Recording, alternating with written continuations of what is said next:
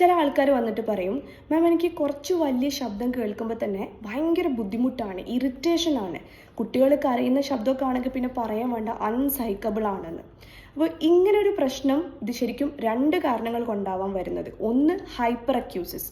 Hyper അക്യൂസിസ് എന്ന് പറയുന്നത് സാധാരണഗതിയിലുള്ള ശബ്ദങ്ങൾ പോലും അൺകംഫർട്ടബിൾ ആയിട്ട് തോന്നുക, കേൾക്കുമ്പോൾ ഭയങ്കര പെയിൻഫുൾ ആയിട്ട് ഫീൽ ചെയ്യുക, ഈ ഒരു അവസ്ഥയാണ് ഹൈപ്പർ അക്യൂസിസ്. ഇത് പൊതുവേ നമ്മൾ കേൾവിക്കുറവുള്ള ആൾക്കാരിൽ കാണും, ഇയർ ഇൻഫെക്ഷൻസ് വന്ന ആൾക്കാരിൽ കാണും. അതുപോലെ തന്നെ നിങ്ങൾക്കൊരു നോയ്സ് എക്സ്പോഷർ ഉണ്ടായിട്ടുണ്ടെങ്കിൽ, അല്ലെങ്കിൽ നിങ്ങൾ സ്റ്റിൽ ഒരു നോയ്സി പ്ലേസിലാണ് വർക്ക് ചെയ്യുന്നത് അല്ലെങ്കിൽ താമസിക്കുന്നുണ്ടെങ്കിൽ ഇത്തരത്തിലുള്ള സൗണ്ട് സെൻസിറ്റിവിറ്റി ഇഷ്യൂസ് ഉണ്ടാകും.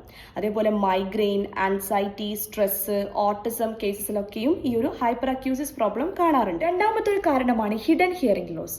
എന്ന് വെച്ച് കഴിഞ്ഞാൽ ഇത്തരത്തിലുള്ള ആൾക്കാർ കേൾവി പരിശോധിച്ചു കഴിഞ്ഞാൽ കംപ്ലീറ്റ്ലി നോർമൽ ആയിരിക്കും. പക്ഷേ അവരൊരു നോയ്സി പ്ലേസിൽ പോയിട്ട് ഒരാളോട് സംസാരിക്കുന്ന സമയത്ത് അവർ പറയുന്നത് മനസ്സിലാക്കാനുള്ള ബുദ്ധിമുട്ട് ഇവർക്കുണ്ടാകും.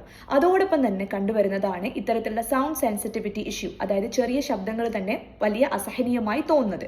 ഇനി നിങ്ങൾക്ക് ഇത്തരത്തിലുള്ള ഒരു പ്രശ്നം ഉണ്ടെന്നുണ്ടെങ്കിൽ നിങ്ങൾ എന്താണ് ചെയ്യേണ്ടത്? നിങ്ങളൊരു ENT കൺസൾട്ടേഷൻ എടുക്കുക, നിങ്ങളുടെ കേൾവി പരിശോധിക്കുക മുതലായ കാര്യങ്ങളാണ് ചെയ്യേണ്ടത്. അപ്പോൾ അവർ നിങ്ങളെ ഗൈഡ് ചെയ്യുന്നതായിരിക്കും. സോ ഈ വീഡിയോ ഹെൽപ്ഫുൾ ആയെന്ന് വിചാരിക്കുന്നു. Thank you.